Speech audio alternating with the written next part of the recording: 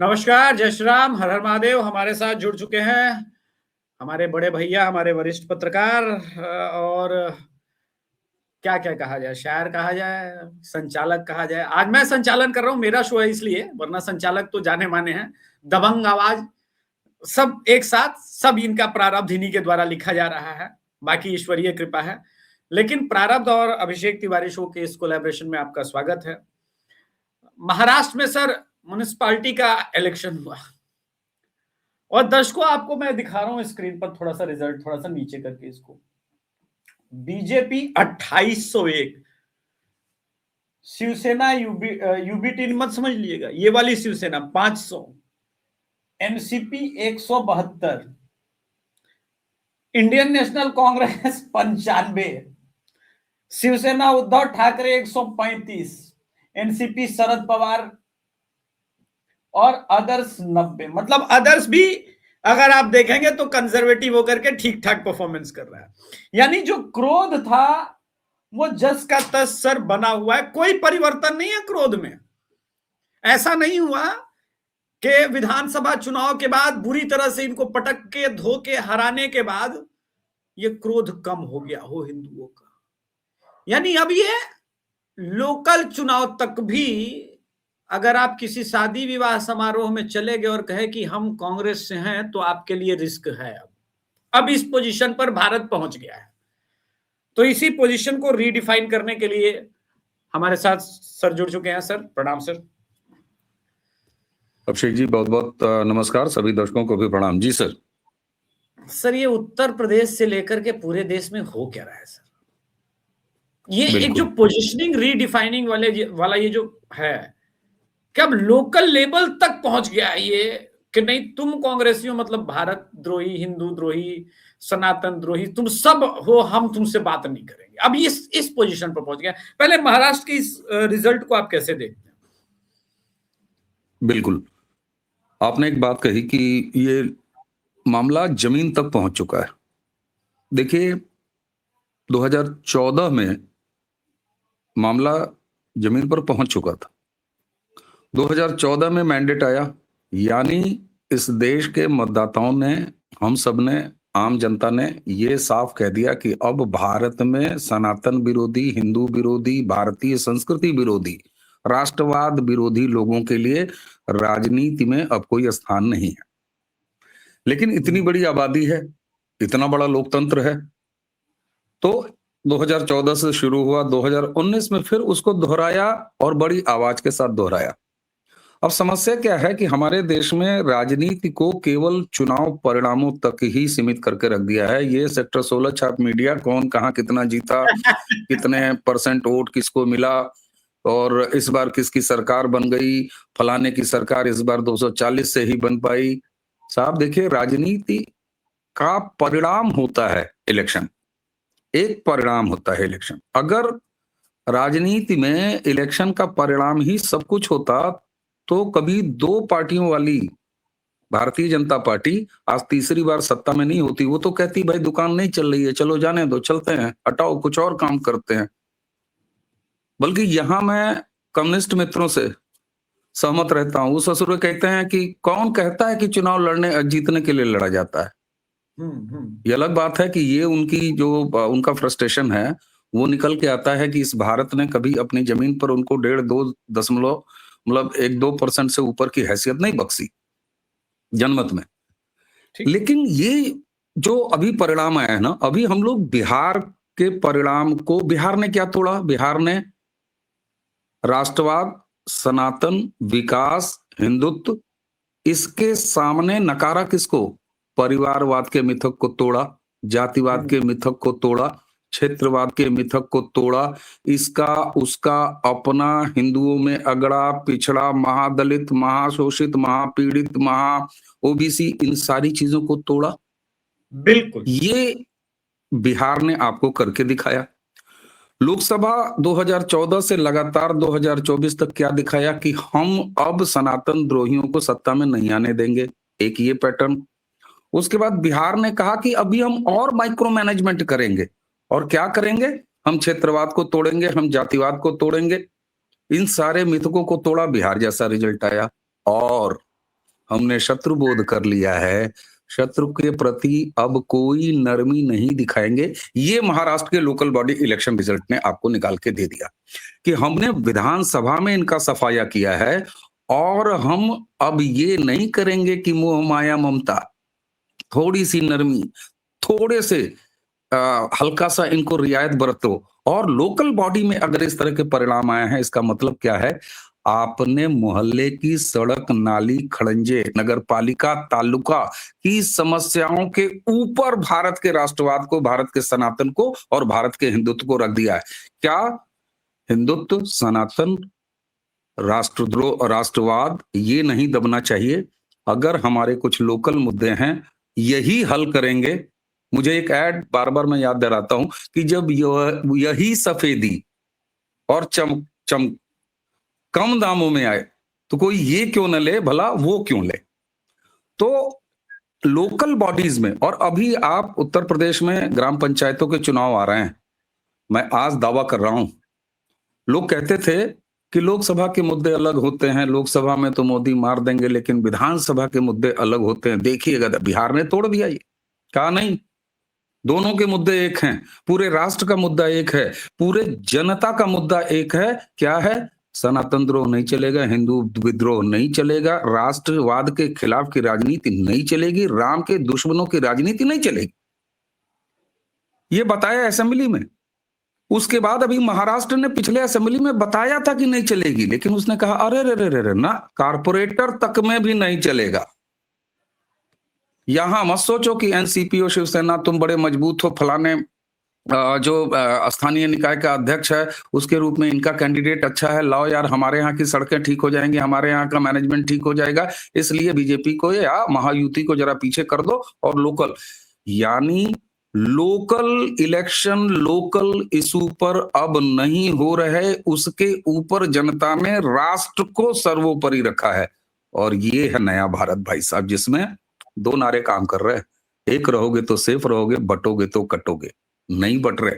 आप पंचायत इलेक्शन आने दीजिए, उत्तर प्रदेश का एक नई नजीर कायम होगी कि गांव में, अभी ये आपने शहरी निकाय महाराष्ट्र में देखा, और आप एक चीज नहीं देख रहे हैं, सेम पैटर्न चल रहा है भाई। 2014 से सेंटर में जो पैटर्न चला, वही पैटर्न आप 2017 में आप देखिए उत्तर प्रदेश में आया। उत्तर प्रदेश में 2017 के बाद 2022 कैसे रिपीट हुआ, 32-33 साल का रिकॉर्ड टूट गया। बिहार में आप देखिए किस तरीके से हुआ। बंगाल में भारतीय जनता पार्टी का उभार, कुछ लोग कहेंगे वहां सरकार नहीं बनी, अरे साहब प्रतीक्षा कीजिए, प्रतीक्षा कीजिए। जो जरा बड़ा फोड़ा होता है वो थोड़ा देर से सूखता है, उसकी मवाद धीरे धीरे कई किस्तों में निकलती है, फिर हैवी एंटीबायोटिक दिया जाता है। तो साहब, ये महाराष्ट्र के नगर निकाय के परिणाम बताते हैं कि अब राष्ट्रवाद, हिंदूवादी राजनीति, सनातन को पोषण करने वाली राजनीति, तमाम लोकल इश्यूज पर भी अब नंबर 1 पहले यह है कि हम हिंदू हैं, हम सनातनी हैं, भारत हमारा है, भारतीय संस्कृति हमारी है, मैकाले की ऐसी की तैसी, इनका पोषण करने वाली पार्टी को हम पहले नंबर पर रखेंगे। फिर अपना सड़क, नाली, खड़ंजा, पथ, प्रकाश और कूड़े की उठान और बाकी चीज। क्यों? क्योंकि वही, जब इसी छोटे दाम में वही सफेदी, वही चमकारी इनसे मिले तो कोई सिंगल, आजकल सिंगल पैकेज लेने का जमाना है। आप देखते हैं ना, मोबाइल में जो आप पैकेज लेकर रहते हैं, उसी पैकेज पे आप घर की अपनी टीवी भी चलाते हैं, उसी पैकेज पे आप दुनिया भर के करते हैं। आप मोबाइल रिचार्ज देखिए तो आपको पैकेजेस दिखाते हैं।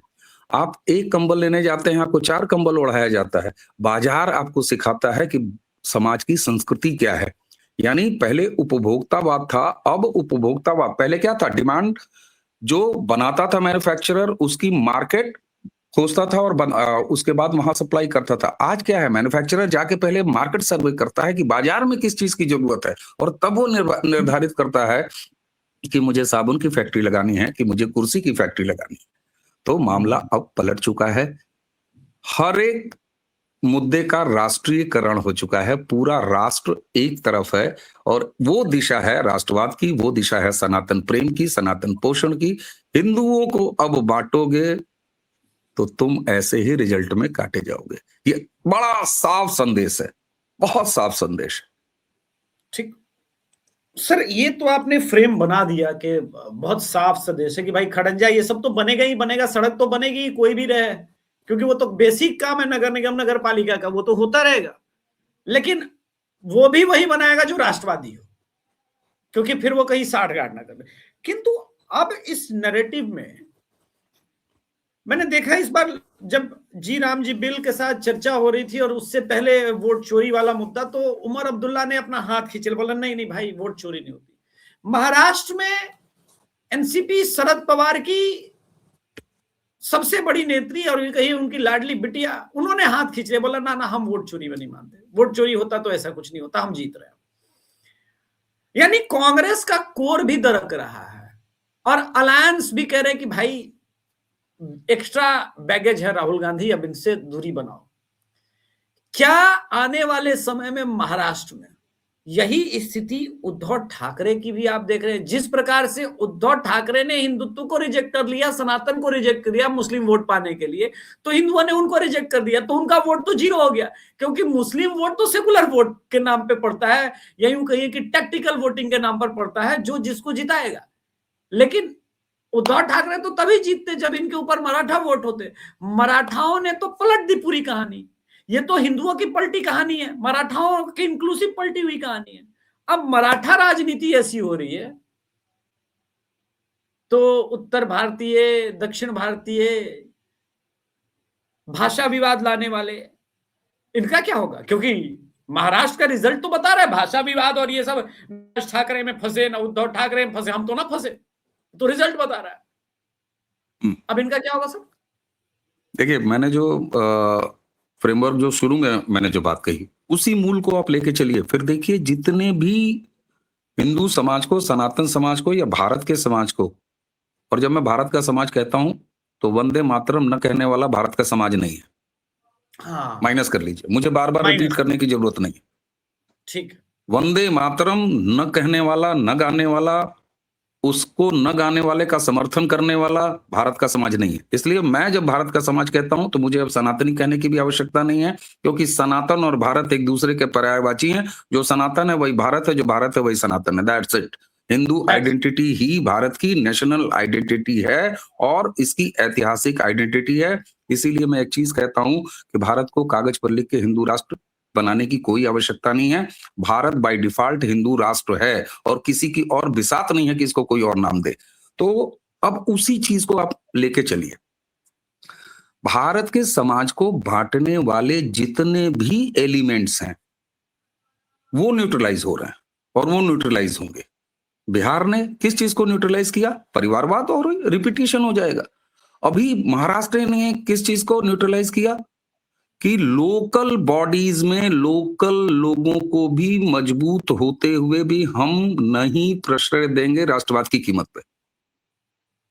ये आपको महाराष्ट्र के परिणाम में दिया। अब आपने कहा कि मराठाओं ने ऐसा कर दिया। भाई साहब, बिहारी आइडेंटिटी कम है क्या? बिहारी आइडेंटिटी ने ऐसा कर दिया। इससे पहले उत्तर प्रदेश ने 2017 में इस आइडेंटिटी को न्यूट्रलाइज कर दिया कि नहीं, गुंडई नहीं चलेगी, माफियागिरी नहीं चलेगी, अतीक और तमाम जैसे लोगों को प्रश्रय देने वाले राजनीति नहीं चलेगी। अब आप इसको देखिए, भाषा वाली बात आपने बड़ा अच्छा निकाला। यहां से मैं लेके चलता हूं तमिलनाडु के इलेक्शन, एसआईआर वहां भी चल रहा है। वेस्ट बंगाल में ये जो भाषाओं के नाम पर हमारी जो बहुसंस्कृति वाले जो कलेवर है उसको विभाजित करने का काम, भाई पानी पर इस देश में राज्य बने हैं ना, भाषा पहली शर्त होती थी इस देश में राज्य बनाने के। बोलियां, उसका झगड़ा, आप क्या बिहार में कम झगड़े पैदा करने की प्रयास किए गए? मैथिल के नाम पर, उज्जिका के नाम पर, भोजपुरी के नाम पर, मगही के नाम पर, तमाम। उत्तर प्रदेश में आप देखिए कि कभी ब्रज के नाम पर, कभी बुंदेली के नाम पर, कभी इसके भोजपुरी के नाम पर, कि नहीं पूर्वांचल राज्य नाम। तो ये एक साइकोलॉजी कांग्रेस की संस्कृति में पैदा की गई कि कहीं भाषा के नाम पर कहीं पानी के नाम पर, कहीं क्षेत्र के नाम पर। दरअसल 2014 को मैं इसीलिए सांस्कृतिक क्रांति बोलता हूं मेरे भाई। ये चीजें अब आपको धीरे धीरे न्यूट्रलाइज होते हुए दिखाई देंगी। और आपको मैं बताऊं, काशी में हुआ तमिल काशी संगम आपको तमिलनाडु की राजनीति बदलता हुआ बताएगा। केरल में क्या हुआ आप मुझे बताइए। केरल में निकायों के ये परिणाम कैसे आए हैं? निकायों को ये परिणाम तब आए हैं जब आरएसएस ने, राष्ट्रीय स्वयंसेवक संघ ने 3 दशक वहां पर बिल्कुल कम्युनिस्ट काडर के सामने खड़ा होके नाक से नाक मिला के, यहां तक कि हिंसक मुकाबले करके अपने तमाम संघ के कार्यकर्ताओं की इतना खून बहाने के बाद अंततः जानते हैं वहां कौन सा नया समीकरण पैदा हुआ है? वहां समीकरण पैदा हुआ है कि दुश्मन का दुश्मन अपना भाई। वहां क्रिश्चियन कम्युनिटी, जो ईसाई समुदाय है केरल का, वो भारतीय जनता पार्टी और संघ के करीब आया है और उसने एनडीए के पक्ष में वोट किया है, उसने बीजेपी को वोट किया है। क्यों किया है उसका कारण जानते हैं दर्शकों? लव जिहाद आपको लगता होगा कि 2014 के बाद जब भाजपा सत्ता में आई है, 17 के बाद जब योगी आदित्यनाथ आए हैं, तब लव जिहाद शब्द पैदा हुआ है। नहीं, लव जिहाद शब्द केरल में पैदा हुआ है और इसे हमारे ईसाई भाइयों ने पैदा किया था। क्यों? क्योंकि ये जिहादी उनकी बहन बेटियों को लव जिहाद में फंसा के रखते थे, साथ में हिंदू कम्युनिटी भी। और बाकायदे केरल में हाईकोर्ट में केरल सरकार ने तब एक एफिडेविट दाखिल किया था, उस एफिडेविट में लिखा हुआ था लव जिहाद शब्द। तो वहां इस्लाम मजहबी दुश्मन है, इसलिए क्रिश्चियन कॉम्बिनेशन भी आया है और आपको केरल में तो वहां कौन सा एलिमेंट न्यूट्रलाइज हुआ? वहां एलिमेंट न्यूट्रलाइज हुआ कि एक समाज का अगर कोई दुश्मन है हरा रंग, तो सफेद और भगवा दोनों एक साथ आ गए तिरंगे के। यही आपको भाषा के नाम पर जो 50 के दशक से तमिलनाडु में बोया जाता रहा, दो द्रविड़ और एंटी द्रविड़ जो एक पॉलिटिक्स वहां पर की जाती रही, वो न्यूट्रलाइज हो रहा है किस नाम पर? सनातन एकता के नाम पर। क्योंकि ये तो हम सबको पता है कि जिस तरीके से मराठाओं ने अपनी सनातनी और अपनी हिंदू आइडेंटिटी को अभी तक ओन किया है और बाकायदे ओन किया। ओन करने का मतलब ये नहीं होता 4 मूर्ति और 4 त्योहार मना लेना। महाराष्ट्र के गांव-गांव में आप जाएंगे, आपको वीर शिवाजी के नाम पर ऐसे कम से कम 20 संगठन मिल जाएंगे जो रोज शाम को कलेक्ट होते हैं, मैदानों में एक्टिव रहते हैं। बहु बेटियों बहनों की ऐसी ऑर्गेनाइजेशंस मिल जाएंगी आपको जो बाकायदे एक्टिव रहती हैं और हफ्ते में एक बार और रोज शाम को हर दूसरे दिन, चाहे कीर्तन के लिए, चाहे शारीरिक उसके परिश्रम के लिए, चाहे इस तरह की कोई भी चीज। तो ये कल्चर अगर उसके बाद किसी ने सबसे ज्यादा जीवित रखा है तो आप तमिलनाडु। आज भी तमिलनाडु अपने वस्त्र संस्कृति में, अपनी भोजन संस्कृति में, अपने मंदिरों में, मंदिरों के ड्रेस कोड्स में, अपने दैनिक दिनचर्या में हम उत्तर भारतीयों के मुकाबले बहुत ज्यादा पवित्रता से सनातन को अभी तक आत्मसात कर रखा है और डेली रूटीन का हिस्सा है। हमारे यहाँ जब साल 2 साल 6 महीने में जब सत्यनारायण की कथा होती है तो धोती पहन के हम लोग बड़ा चमकते हैं, मचकते हैं, लेकिन वो वहां की दैनिक दिनचर्या में है। ये हमें मानना पड़ेगा। हमने ज्यादा मैं काले को अपने पास समेटा है, हमने ज्यादा ये प्रयास किया है। हम में से कितने लोग हैं जिन्हें धोती बांधनी आती है? एक झटके में मैं अगर 10 लोगों, और मैं प्रणाम करूंगा अपने नए युवाओं को, अरे वो रेडीमेड धोती ही सही, लेकिन जाके दुनिया भर के ब्रांडों से पहनते हैं। तो कम से कम ये चीजें आ रही हैं। देखिए 2014 को आपको सांस्कृतिक क्रांति कहनी ही पड़ेगी, क्योंकि भाषा के नाम पर बंटवारा वो न्यूट्रलाइज हो रहा है। अगर कहीं पर विकास के नाम पर जो बंटवारा होता था कि नहीं साहब यहाँ एनसीपी मजबूत है, यहाँ एनसीपी वाले को जिता दो, यहाँ पवार साहब मजबूत है उनको जिता दो, उद्धव ठाकरे को जिता दो क्योंकि इनका कैंडिडेट ज्यादा अच्छा है, अब वो भी खत्म। आप बंगाल में भी यही देखेंगे। आप तो, मैं ये नहीं कह रहा हूं कि तमिलनाडु में अगली सरकार भाजपा की आ रही है, बिल्कुल नहीं, लेकिन आप इन चीजों को धीरे धीरे न्यूट्रलाइज होते हुए देखते हैं। और एक ही रसायन भारत विरोध, राष्ट्रवाद विरोध, हिंदू विरोध, सनातन संस्कृति द्रोह, हिंदुओं को बांटना, भाषा के नाम पर, जाति के नाम पर, क्षेत्र के नाम पर, पानी के नाम पर, बोली के नाम पर नहीं चलेगा। ये कॉमन पैटर्न है। ये ऐसा एक रोग विषाणु लग चुका है जो सकारात्मक है और अब ये भारत द्रोहियों की राजनीति का अंत करेगा। दोस्तों आज सुबह के सेशन में भी बात कर रहा था, राजनीति एक केमिस्ट्री होती है और केमिस्ट्री बदलने में समय लगता है। किसी की भी केमिस्ट्री रातों रात नहीं बदलती, उसमें अथक परिश्रम होता है। और मैंने उसमें अफगानिस्तान का उदाहरण दिया था कि कैसे अफगानिस्तान के अंदर जब रशियन प्रभाव था तब 1965 से लेकर के अगर आप 75 तक जाएंगे तो वहां की एयर होस्टेस माइक्रो में नहीं पहनती थी, बैडमिंटन खेलती थी, वहां की महिलाएं स्वतंत्र थी, वो औरतें नहीं बनी थी, वो महिलाएं थी, स्त्री थी, ऑब्जेक्टिफाइड नहीं हुआ था। किंतु जब वहां पे रेडिकलाइजेशन प्रोसेस यूएस ने शुरू किया तो उनके अंदर का इस्लाम जगाया, उनके अंदर का रेडिकलाइजेशन जगाया और धीरे धीरे अफगानिस्तान के अंदर तालिबान और ये सारा चीज हो गया और रशिया वहां से गायब हुआ, उसका प्रभाव गायब हो गया। इसी प्रकार से जब कांग्रेस का प्रभाव रहा तो भारत को सो कॉल्ड सेक्युलरिज्म के नाम पर एक तरफ के लोगों को तो रेडिकलाइज किया गया और हिंदुओं को लिटरली गुलाम बनाया गया, मेजॉरिटी को गुलाम बना दिया गया।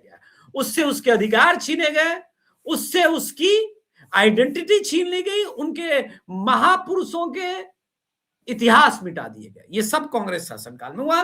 नरेंद्र मोदी जी ने इस कहानी को पलट दिया, बोला तुष्टीकरण करेंगे नहीं और जो इतिहास था वो पुनर्जीवित करेंगे। इतिहास पुनर्जीवित जैसे जैसे, अच्छा इसमें सोशल मीडिया की क्रांति का बहुत बड़ा योगदान है। इतिहास जैसे जैसे पुनर्जीवित हुआ, हिंदू योद्धा बाहर आने लगे, क्योंकि छत्रपति शिवाजी महाराज जी से, वीर छत्रपति शिवाजी महाराज से तो कोई प्रभावित हो जाएगा, उनको बस नेशनल आइडेंटिटी देनी थी।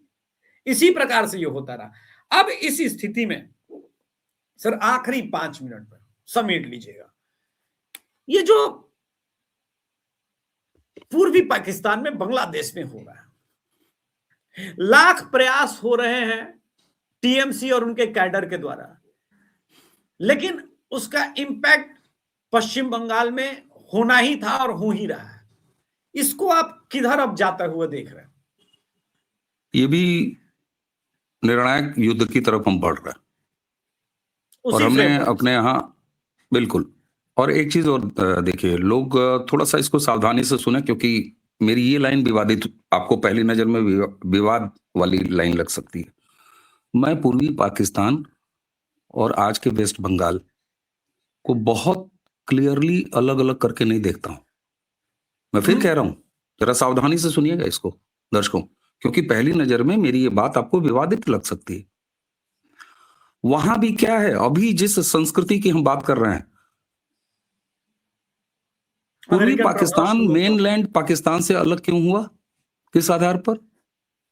भाषा के आधार पर अलग हुआ।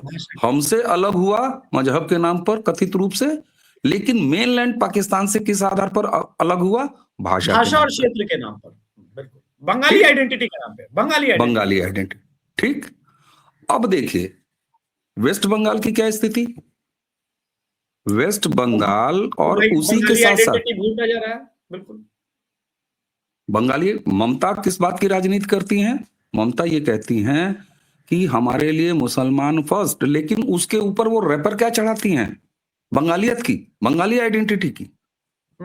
और इस बंगाली आइडेंटिटी की राजनीति में ही वहां का जो सनातनी है, जो वहां का हिंदू है, वो भी उलझता है अपने आप को कभी भद्र लोग कहते हुए, अभी अपने आप को कभी रविंद्र संगीत का पुजारी कहते हुए।